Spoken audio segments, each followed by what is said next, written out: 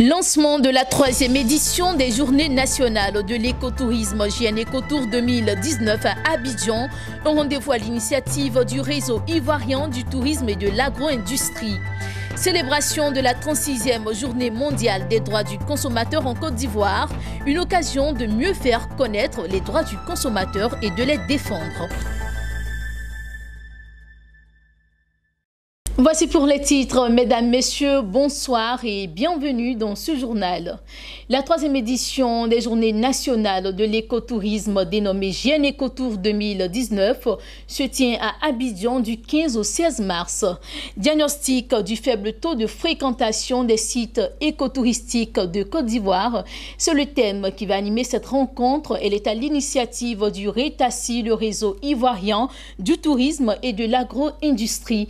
Notre reporter Daniel Kodjo nous fait le point de cette rencontre. Cette journée nationale de l'écotourisme en Côte d'Ivoire vise de façon générale à faire la promotion de ce tourisme porté sur l'écologie.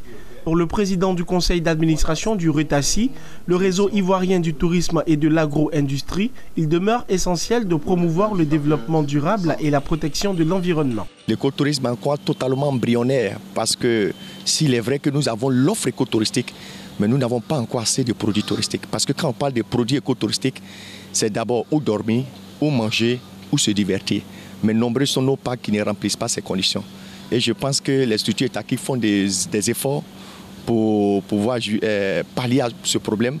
Mais je pense que si nous procédons par l'aménagement réel des parcs nationaux, des forêts classées et même des sites touristiques naturels, nous pouvons vraiment aider le pays et être même comme des pays comme le Kenya, le Costa Rica et autres.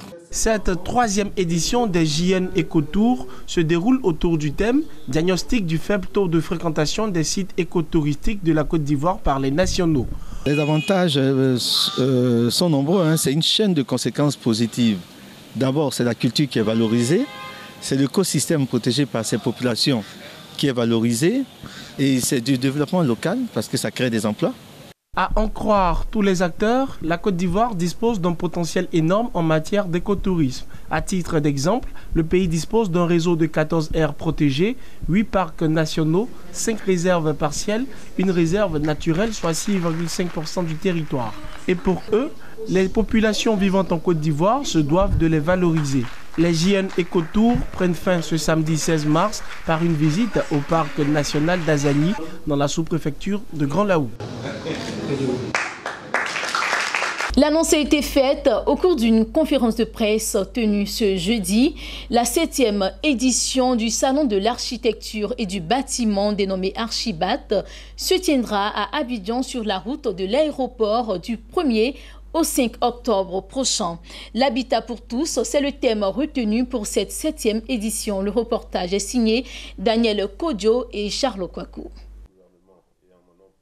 C'est en présence du ministre de la Construction et de l'Urbanisme, Bruno Nabagné-Koné, que s'est fait le lancement officiel de la 7e édition de l'Archibat qui va se tenir du 1er au 5 octobre sur le futur parc d'exposition d'Abidjan situé sur la route de l'aéroport.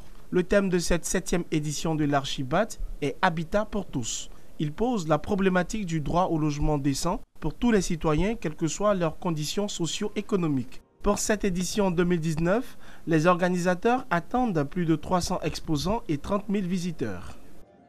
Cette année encore, grâce à la générosité des architectes, de nos équipes et ainsi que nos standistes, nous allons pouvoir proposer une nouvelle configuration plus dynamique, plus logique, avec des espaces de circulation plus généreux. En termes de bâtiments installés, nous allons réaliser une progression de l'ordre de 10% pour atteindre 10 000 m² couverts. Imaginez 1 hectare climatisé. Archibat 2019 veut rester la plateforme par excellence d'exposition, de forums d'échange et de réflexion. Il sera aussi une occasion de débat portant sur les grands défis du secteur bâti et une réponse aux besoins des professionnels et du grand public dans le domaine de l'habitat. Cette année, l'objectif d'Archibat est de permettre au plus grand nombre des populations d'acquérir un logement décent et accessible en termes de coût. Le thème Habitat pour tous a été salué et encouragé par le ministre Bruno Nabagné-Koné face au défi de la précarité de l'habitat sous toutes ses formes à Abidjan. Le thème de l'édition 2019, l'habitat pour tous, est simple, clair, compréhensible par tous et il est surtout bien au centre du programme mis en œuvre par le gouvernement ivoirien. Notre observation de la marche du monde permet par ailleurs d'affirmer que ce sujet fait partie des principales préoccupations des gouvernants de notre planète, qui ont pris la pleine mesure du fléau des temps modernes qu'est le mal logement. L'édition 2017, qui marquait la première décennie de Archibat, avait enregistré plus de 300 exposants et plus de 25 000 visiteurs. L'édition 2019 de ce salon de l'architecture et du bâtiment s'inscrit dans la volonté de satisfaire les exposants, le grand public et de tenir ses promesses. Le 9 mars dernier, au cours d'un dîner gala de prestige, les awards des entreprises ont célébré le mérite des entreprises privées et publiques qui se sont distinguées au cours de l'année 2018. Au nombre de ces organisations figure Vodou Group. Cette entreprise a été primée par le jury des awards des entreprises dans 2 catégories, meilleure entreprise de communication et de médias et meilleur entrepreneur pour son directeur général, Fabrice Saoignon, Hervé Blagnon et Marie Siri nous font le point. L'action sociale sur le terrain, voilà, qui aide les populations démunies, qui booste aussi les carrières de la jeunesse. Voilà la Fondation Vodou qui intervient. Des distinctions accueillies comme des défis à relever. Les awards des entreprises 2018-2019 ont décerné à Vodou le prix de la meilleure entreprise de communication et médias, d'industrie culturelle et artistique. Quant à son directeur général, Fabrice Saoignon, il a obtenu le prix du meilleur entrepreneur de communication et médias, d'industrie culturelle et artistique. Des galons sous-tendus par les efforts d'un collectif, une fidélité de la clientèle et une volonté de s'engager dans le social.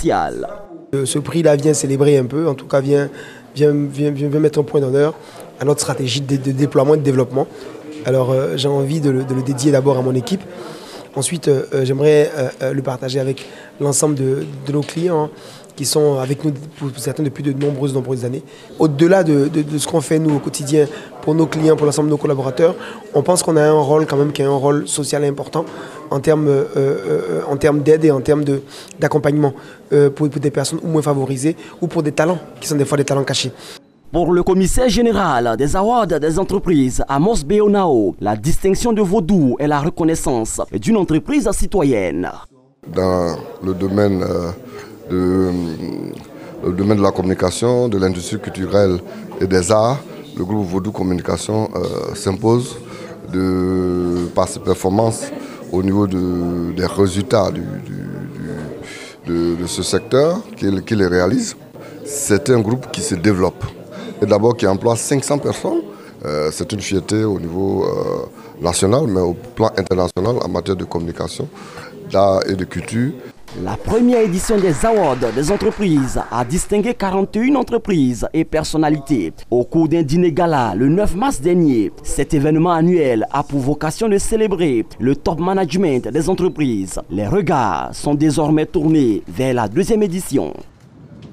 Assainissement de la commune, Jean-Marc Yassé, maire de la commune de Cocody et son conseil municipal passe à l'action pour assainir le cadre de vie des populations. Pour ce faire, une opération dénommée Cocody Commune Propre va se faire les jours à venir. L'annonce a été faite au cours d'une conférence de presse. Reportage signé Hervé Blagnon et Marie Siri. Face à la presse, le maire de la commune de Cocody a indiqué sa volonté de mettre en œuvre son programme de gouvernance pour la commune présidentielle. Un programme qui met un point d'honneur sur les actions vertes. Sur ce chantier, Jean-Marc Yassé a annoncé le démarrage imminent d'une opération d'envergure de salubrité publique. À partir du 18, nous allons commencer à mener cette action de grande envergure. 18 mars, c'est-à-dire lundi prochain, parce que Cocody doit être propre. Donc cette opération pourra durer sur plusieurs mois. Pour la mise en œuvre de cette opération d'utilité publique, le conseil municipal a décidé de la création d'une brigade verte.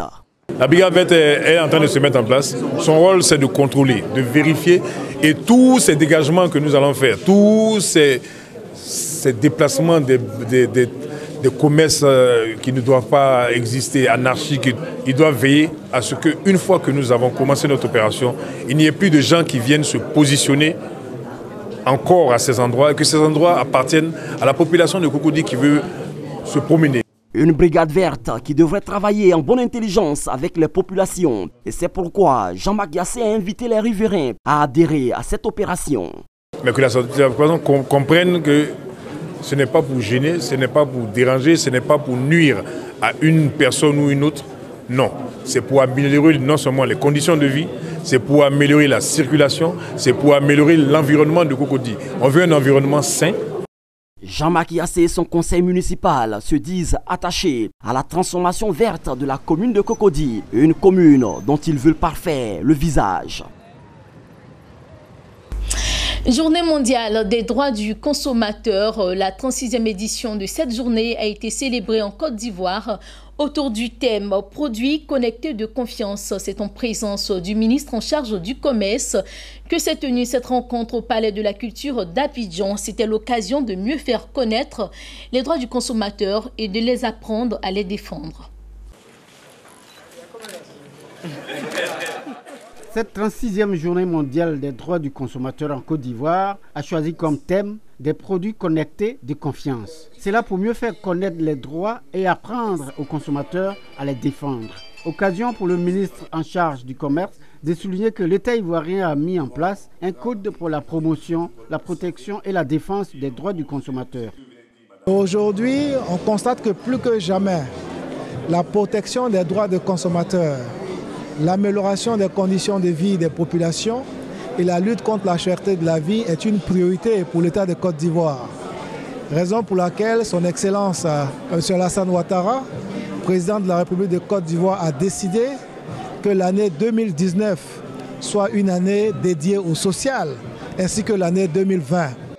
Malgré les efforts du programme social du gouvernement qui met le consommateur au cœur de l'action publique, des griefs sont à l'ordre du jour.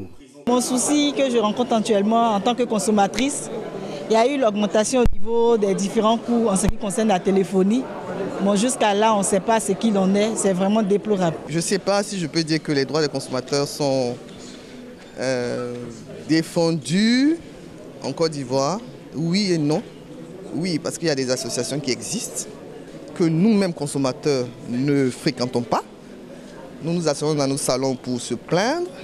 Mais je pense qu'avec le temps, avec la promotion qui a commencé, les habitants de la Côte d'Ivoire vont essayer de se rapprocher de ces associations.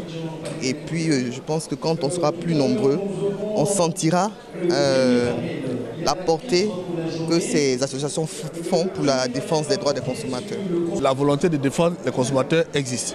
Il y a des structures qui existent et aujourd'hui l'occasion nous est donnée donc de montrer à l'ensemble des populations tout le dispositif qui est mis en place pour les aider à se défendre, à protéger leurs intérêts et également à les former. Et c'est tout l'intérêt de ce que nous avons organisé depuis une semaine. Vous savez que la communauté internationale consacre un seul jour, le 15 mars, à la défense des consommateurs. Mais nous, à l'Union fédérale des consommateurs de Côte d'Ivoire, nous avons décidé d'aller au-delà de la seule journée pour consacrer toute une semaine d'activité aux consommateurs. C'est ce que nous avons appelé la SCCI. Et la Journée mondiale des droits des consommateurs, que nous célébrons aujourd'hui, vient un peu couronner. C'est le clou de tout ce que nous menons comme activité à l'occasion de la Journée mondiale des droits du consommateur. Toujours à Abidjan, au Centre de commerce international, s'est tenu le 5e forum de l'Alliance rurale pour l'électrification, en acronyme ARE. Il s'est agi pour les pouvoirs publics et les acteurs du secteur de l'énergie renouvelable de se retrouver et repenser le financement des projets d'électrification rurale en Afrique. Mon désir Nascimento. C'est une rencontre internationale sur l'énergie qui met en contact les développeurs avec les investisseurs dans les domaines des solutions énergétiques hors réseau et mini-réseau. Il s'est agi au cours de 2 jours d'échange de réfléchir au redimensionnement à grande échelle des projets d'électrification rurale. Aussi a-t-il été question au cours des débats de projets viables, bancables et innovants. L'initiative est de l'Agence belge d'électricité rurale, soutenue par l'Association ivoirienne des énergies renouvelables, AIUNR. C'est un forum d'investissement sur l'énergie. Nous travaillons dans l'énergie, particulièrement dans l'énergie durable, qui est une forme d'énergie qui aujourd'hui, dans nos contrées, souffre d'un manque d'accessibilité. Il y a des projets que nous formulons, mais qui souffrent d'un manque de financement. Donc, au premier niveau, tout forum qui peut traiter de la problématique des financements sur les énergies renouvelables nous intéresse au premier niveau. Grâce au soutien à notre partenariat dans la durée avec l'AENR, qu'on a pu regrouper tout un tas d'acteurs à la fois à l'international et localement, ce qui est extrêmement important parce que le troisième objectif qu'on a, outre la mobilisation, savoir ce qui se passe au niveau accès à la finance, à qui s'adresser, c'est aussi qu'il faut absolument des partenariats entre les sociétés ivoiriennes et les sociétés internationales. Chacun a sa spécialité, son grain de sel à mettre. Outre les panels sur la mobilisation de financement, la rencontre d'Abidjan s'est voulu une aubaine pour des signatures de partenariat, mais surtout une plateforme de mise à jour, de développement et d'innovation des projets hors réseau sur tout le continent. Et ici, lors du forum, l'objectif évidemment est d'avancer l'électrification rurale en Côte d'Ivoire, dans la région CEDEAO, de développer des partenariats, surtout avec les entreprises locales, soutenir ce secteur-là et de créer du travail ensemble pour vraiment créer des partenariats solides pour finalement arriver à l'accès à l'énergie dans la région sur base durable. Le 5e forum ARI sur l'investissement dans l'accès à l'énergie est organisé par l'Alliance pour l'électrification rurale en partenariat avec la Banque africaine de développement BAD. Son objectif est de promouvoir l'accès à l'énergie propre dans le monde et en particulier en Afrique. Ce forum a présenté, entre autres, les dernières initiatives de la politique et du financement des solutions énergétiques hors réseau. Et enfin, les dernières tendances et innovations de l'énergie renouvelable. Fin de cette édition, merci à vous de nous avoir suivis et à très bientôt.